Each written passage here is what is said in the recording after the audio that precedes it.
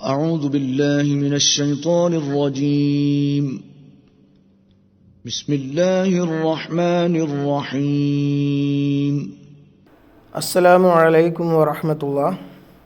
തജ്വീദിൻ്റെ ഈ ഭാഗത്തിൽ മറ്റൊരു മദ്ദിനെ സംബന്ധിച്ചാണ് പറയുന്നത്.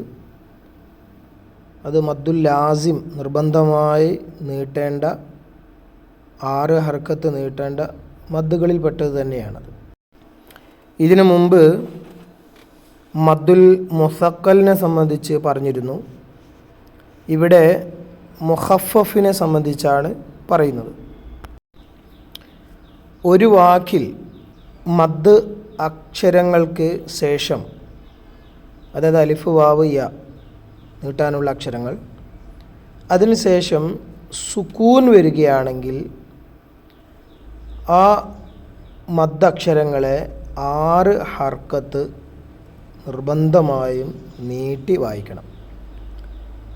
6 ഹർക്കത്ത് എന്ന് പറയുമ്പോൾ 3 അലിഫാണ്. ഇതിൻ്റെ ഉദാഹരണം